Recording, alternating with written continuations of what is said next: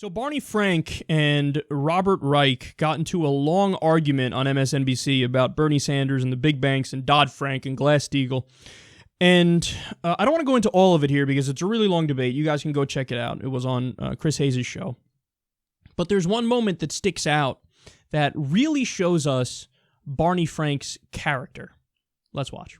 No, I'm sorry that Mr. Reich is kind of, they're picking on poor Bernie, who has, of course, been hypercritical of others. And by the way, the thing that most bothered me in that interview and elsewhere in the campaign is of a kind of a McCarthyite suggestion that the reason big banks and other institutions haven't been criminally prosecuted is in part because people have taken financial contributions. And that, by the way, is an attack on President Obama. Let's be very clear. The Secretary of State does not get to indict people. So the complaint that there were not criminal prosecutions has literally zero to do with Secretary Clinton. It's an attack on President Obama. I wanted there to be more prosecutions. There were some policy choices I disagreed with. But Senator Sanders' consistent suggesting that somehow people were persuaded not to do that because of campaign contributions is, as I said, it's a kind of McCarthyism. It's an accusation without substance. Okay. Understand exactly what he's saying there. He's saying when Bernie Sanders calls out money in politics, and he says that this is why politicians go soft on Wall Street, that's wrong and that's McCarthyite of him to say, hey, I think money in politics gives undue influence to Wall Street and they actually control the government. He has the line he always uses, that Congress doesn't regulate Wall Street regulates Congress. Barney Frank, somebody who's supposed to be a liberal Democrat, he goes at McCarthyite for saying that. McCarthyite. So my audience, I'm sure, knows what McCarthyite is a reference to, but for those of you who don't know, they're talking about Joe McCarthy, who was number one in doing Red Scare bullshit. So when it was the Soviet Union versus America and it was the Cold War, this is the guy who's out there like, are you a communist?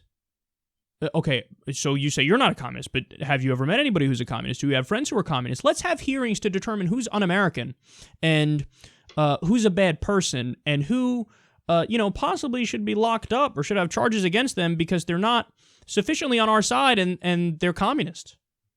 So this is a guy who was known for fear-mongering and lying.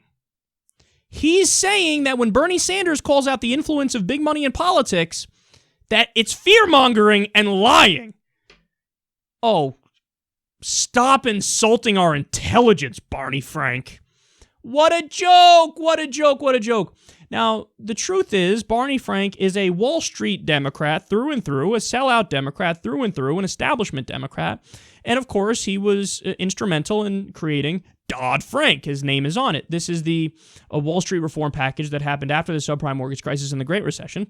Now, does Dodd-Frank do some good things? Sure. We've spoken about them before on the show. But the problem with Dodd-Frank is that there are massive loopholes in it that basically allow Wall Street to go back to doing many of the things they were doing beforehand, which ended up crashing the economy.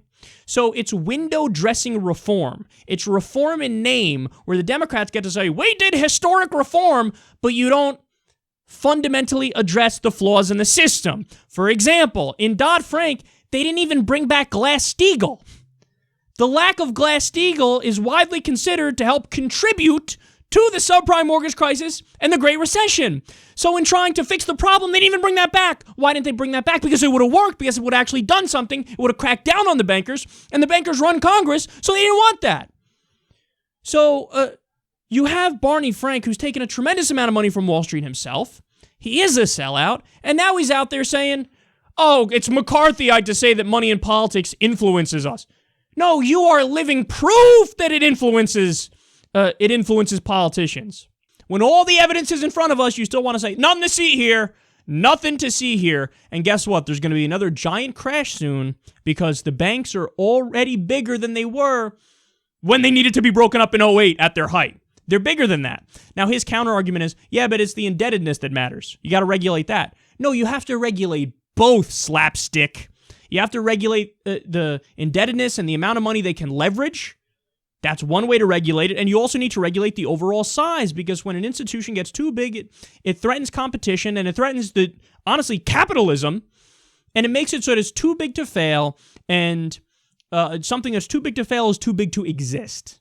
So Barney Frank, dead wrong here in the conversation with Robert Reich, however the fuck you pronounce it, and the one who's McCarthyite, if it's anybody, is him.